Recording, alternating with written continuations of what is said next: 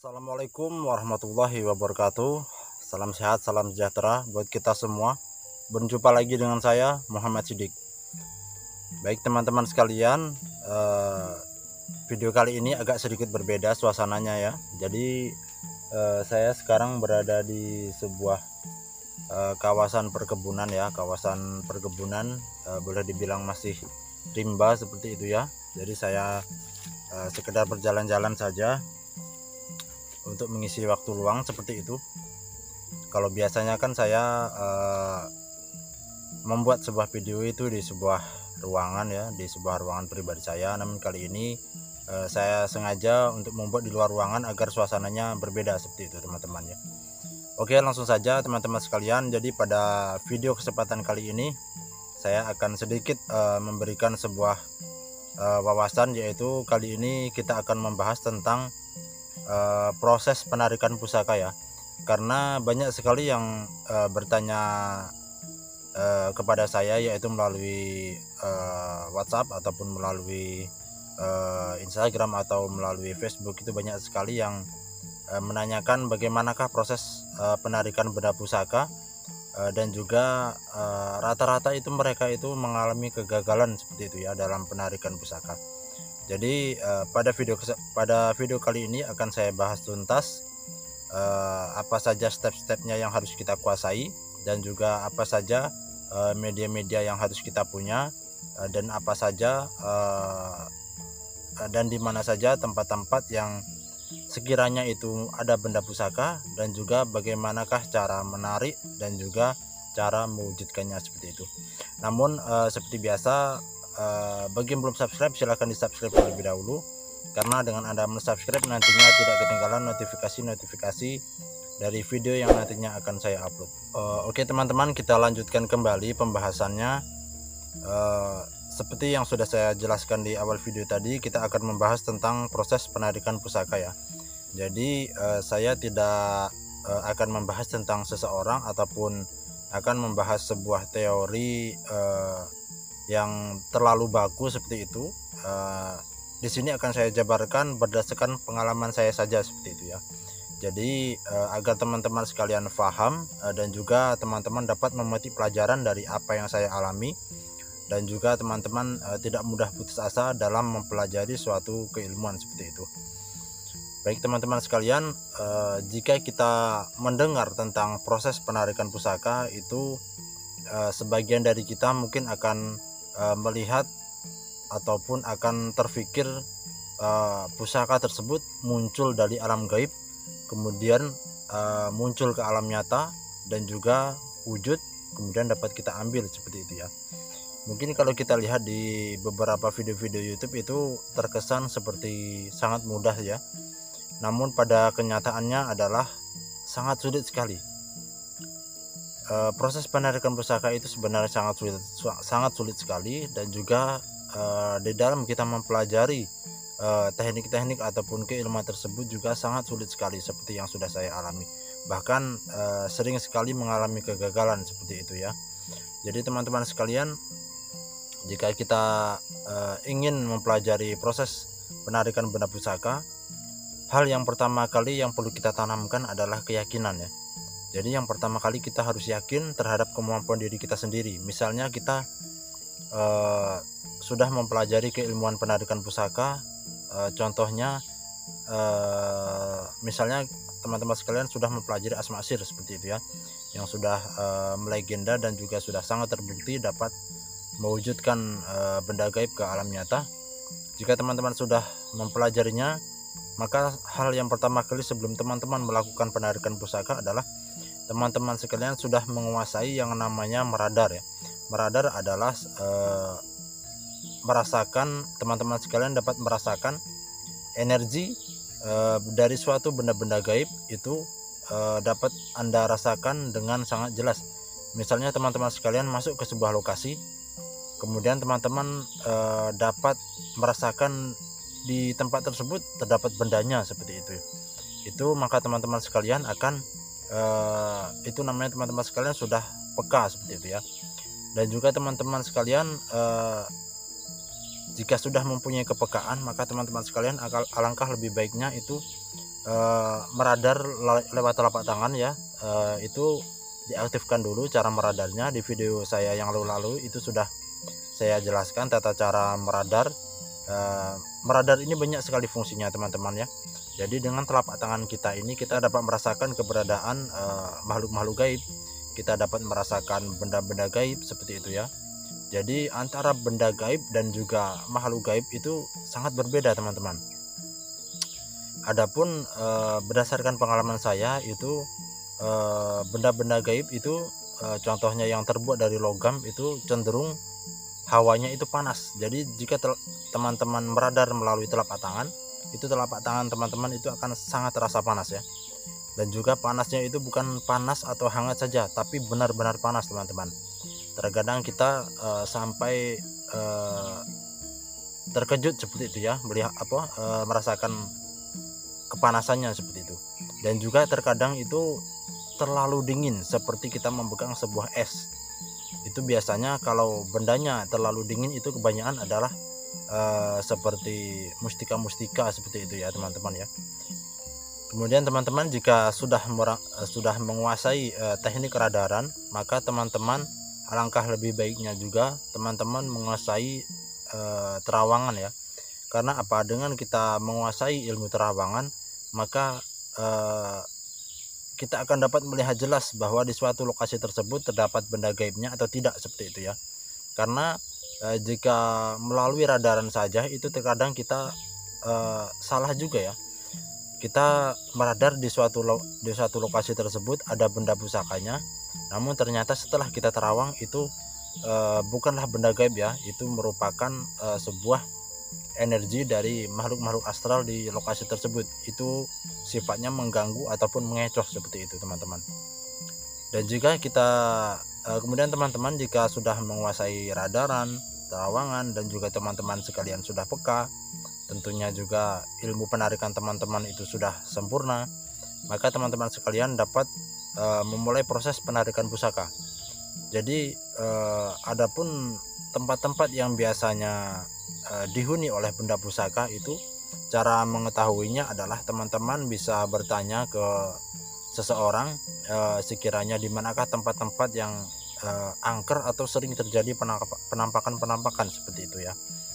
Jadi teman-teman sekalian, jika di suatu lokasi sering terjadi penampakan, misalnya penampakan sosok makhluk halus, misalnya sering terjadi penampakan ada cahaya-cahaya yang jatuh ke tempat tersebut atau cahaya-cahaya yang keluar dari tempat tersebut, itu biasanya merupakan sebuah cahaya ataupun sinar daripada benda-benda gaib tersebut ya teman-teman. Jadi terkadang warga-warga ataupun mungkin kita sendiri itu sering mengalami jika malam-malam keluar malam itu sering melihat ada sosok cahaya yang jatuh ke sebuah lokasi ataupun muncul dari sebuah lokasi. Itu biasanya adalah cahaya daripada benda-benda gaib tersebut. Jika teman-teman sekalian sudah mendapatkan informasi di mana tempat-tempat yang angker ataupun sering terjadi penampakan, maka teman-teman sekalian boleh mengunjunginya seperti itu ataupun mendatanginya. Proses penarikan pusaka itu akan lebih cepat jika lokasinya tersebut sepi ya teman-teman.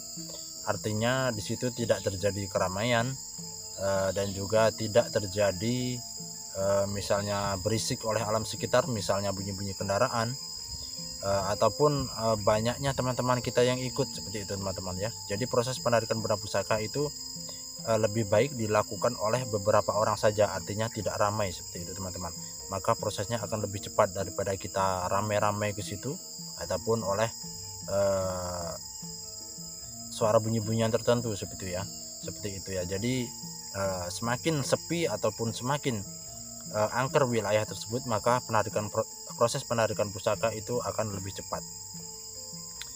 Jadi setelah teman-teman sekalian sudah menemukan lokasi yang sekiranya ada benda pusakanya, maka teman-teman datangi. Kemudian teman-teman jangan lupa siapkan beberapa minyak wangi ya, minyak non alkohol. Kemudian juga beberapa dupa, boleh ditambahkan dengan kain putih kalau ada, seperti kain kafan misalnya, cukup 1 meter saja. gunanya adalah untuk membungkus pusaka yang sekiranya nanti wujud seperti itu ya. Kemudian jika sarana tersebut sudah lengkap, maka teman-teman sekalian mulailah proses penarikan pusaka di tempat tersebut. Hal yang pertama kali kita lakukan di dalam proses penarikan pusaka adalah kita harus meminta izin terlebih dahulu ya kepada penghuni gaib yang ada di tempat tersebut. Jadi jika kita sudah mulai melangkah ke tempat tersebut, maka kita lebih baik sampaikan uluk salam, boleh dengan ucapan ataupun boleh dengan hati kita. Intinya kita memberi salam, kemudian kita meminta izin untuk mengambil benda pusaka yang ada di tempat tersebut. Kemudian setelah itu teman-teman sekalian bertawasul seperti biasa. Jangan lupa ditambahkan juga bertawasul ke penghuni alam gaib ataupun penghuni di tempat-tempat tersebut ya. Artinya sosok-sosok gaib yang ada di tempat tersebut itu harus kita kirimkan bacaan Al-Fatihah. Kemudian setelah itu selesai, maka teman-teman sekalian silahkan dicek atau di radar atau di terawang di manakah tempat yang kiranya energinya sangat kuat, misalnya di sebuah pohon atau misalnya di tanah atau di mana seperti itu ya, yang sekiranya energinya itu sangat kuat. Jadi jika energinya sudah sangat kuat, maka kemungkinan besar adalah benda pusaka tersebut ada di tersebut. Saya contohkan itu di sebuah pohon misalnya. Jika kita sudah merasakan di situ ada benda pusakanya di sebuah pohon tersebut, maka kita bakar beberapa dupa, lebih banyak itu lebih bagus. Kemudian kita siramkan minyak wangi yang kita bawa atau minyak non alkohol yang kita bawa, kita oleskan di kedua telapak tangan kita. Kemudian jangan lupa kita taburkan di lokasi tersebut, misalnya di bawah pohon tersebut ataupun di tanah-tanah tersebut. Maka kemudian kita mengumpulkan energi yang ada di tempat tersebut untuk berkumpul di area dupa tersebut. Di area dupa tersebut misalnya itu kita contohkan itu di sebuah pohon misalnya ya. Jadi kita tarik energi yang ada di alam sekitar tersebut, kita kumpulkan ke pohon tersebut misalnya. Jadi supaya energi yang ada di pohon tersebut itu semakin kuat teman-teman ya. Jadi setelah kita selesai mengumpulkan energi tersebut, maka kemudian kita mulai lakukan proses penarikan, yaitu jika sudah sangat terasa sekali benda pusakanya di pohon tersebut, maka teman-teman sekalian silahkan baca mantra yang sudah teman-teman pelajari sesuai dengan petunjuknya. Misalnya mantra tersebut dibaca 7 kali misalnya dalam satu nafas. Kemudian kita baca mantra tersebut sebanyak 7 kali dalam satu nafas. Kemudian jika benda pusaka tersebut semakin terasa atau semakin agak wujud seperti itu ya, maka teman-teman sekalian tarik nafas yang sangat panjang, kemudian teman-teman perintahkan agar benda tersebut wujud seperti itu ya. Tarik nafas yang sangat panjang, sekali tarik yang sangat keras, kemudian genggam, kemudian perintahkan untuk wujud.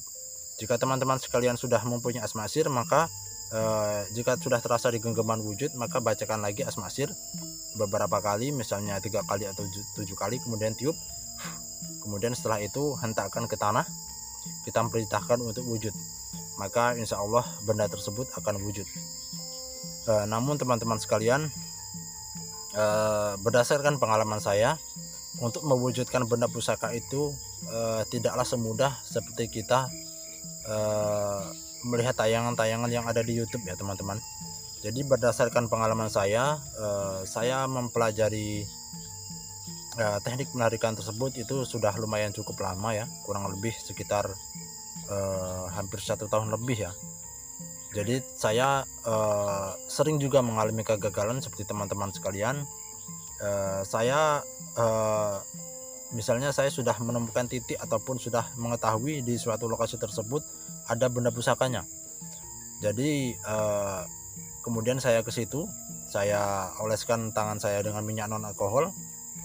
Kemudian kita bakar beberapa dupa di tempat tersebut. Kemudian lokasi tersebut saya taburkan beberapa botol minyak non alkohol.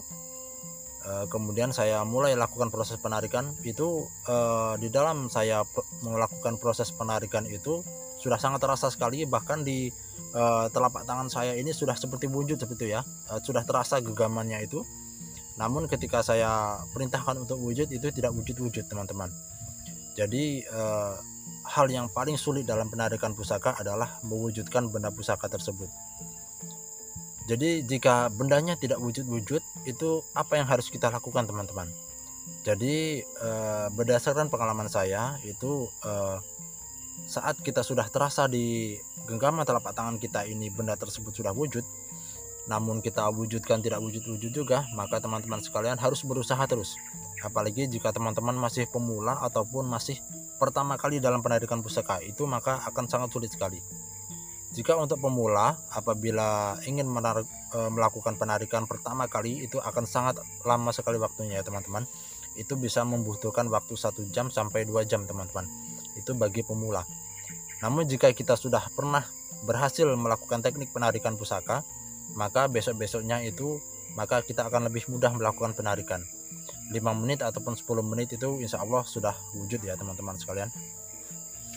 Namun jika belum pernah ataupun masih pertama kali melakukan penarikan, maka akan membutuhkan waktu yang sangat lama sekali teman-teman. Dan juga hal-hal dalam melakukan penarikan tersebut itu rawan sekali gagal ya teman-teman sekalian. Seperti yang sudah saya bilang tadi, untuk mewujudkan benda pusaka itu sangat sulit sekali ya teman-teman.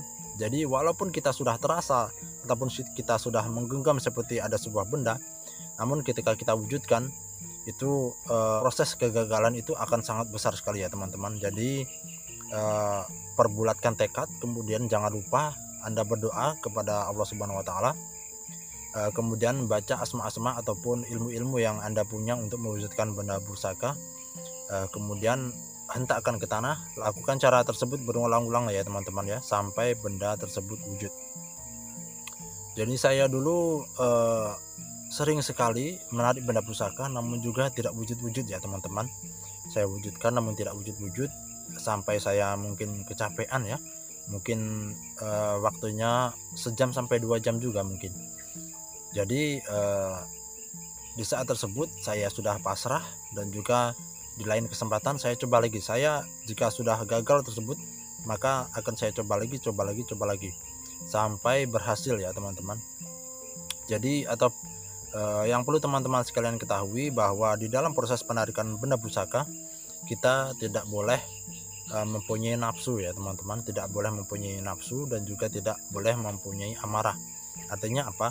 Kita tidak boleh bernafsu untuk mewujudkan benda tersebut. Jadi cukup dengan niat dan keyakinan yang kuat ya teman-teman. Jadi kita tidak boleh bernafsu. Kenapa kita tidak boleh bernafsu? Karena jika semakin kita bernafsu, karena tingkat kegagalan kita itu akan semakin besar ya. Karena begini teman-teman, jika kita mempunyai nafsu yang sangat besar, maka kemungkinan tingkat keberhasilan tersebut akan semakin menjauh. Seperti itu ya teman-teman. Jadi jika kita melakukan proses penarikan benda pusaka itu kita tidak boleh terlalu bernafsu ya teman-teman. Cukup dengan bulatkan niat. Jangan lupa juga berdoa kepada Allah Subhanahu wa taala agar benda pusaka tersebut wujud. Jika teman-teman sekalian gagal dalam mewujudkan benda pusaka tersebut, ya sudah, jangan terlalu bernafsu. Namun juga teman-teman sekalian harus maksimal ya. Artinya seperti ini, jika teman-teman melakukan penarikan pusaka misalnya 5 menit 10 menit kok tidak wujud, sesudah itu teman-teman sekalian ya sudahlah, pasrah, ulangi besoknya. Tidak bisa seperti itu juga ya teman-teman. Jadi teman-teman melakukan penarikan pusaka itu selain tidak boleh bernafsu, juga harus maksimal gitu latihannya ya. Misalnya sampai 1 jam atau sampai 2 jam kok tidak wujud-wujud juga, mungkin di situ belum jodoh kita. Kita ulangi lagi beberapa hari ataupun lain waktu, kita coba lagi di tempat berbeda ataupun di tempat yang sama, seperti itu. Jadi latihannya juga harus maksimal dan juga tidak boleh bernafsu, seperti itu teman-teman. Dan juga tingkat keberhasilan penarikan benda pusaka adalah kita harus dapat merasakan energi benda pusaka. Karena sering sekali teman-teman sekalian gagal menarik benda pusaka itu bukan karena ilmunya, namun teman-teman sekalian belum mempunyai radaran ataupun terawangan yang kuat. Artinya apa? Teman-teman melakukan proses penarikan benda pusaka, di situ ternyata tidak ada benda pusakanya. Jadi ya sampai kiamat pun ya tidak akan wujud-wujud bendanya. Karena apa? Karena di tempat tersebut itu tidak ada benda pusakanya. Di situ yang sering sekali teman-teman sekalian gagal. Jadi apa yang harus kita lakukan? Kuatkan dulu indera terawangan kita. atau bulatkan dulu indera keenam kita agar dapat menerawang di mana lokasi yang ada benda pusakanya, dan juga matangkan dulu teknik radaran yang ada di telapak tangan kita. Jadi jika radaran kita sudah aktif ataupun sudah sempurna, maka kita akan dapat merasakan di mana letak keberadaan benda pusaka. Baik, itulah teman-teman sekalian penjelasan saya mengenai teknik penarikan benda pusaka. Walaupun terkesan sangat susah, namun pada intinya adalah tidak ada hal yang tidak mungkin jika Tuhan menghendaki, seperti itu ya teman-teman. Saya kira sudah sangat jelas. Semoga bermanfaat. Saya akhiri, billahi taufiq wal hidayah. Wassalamualaikum warahmatullahi wabarakatuh.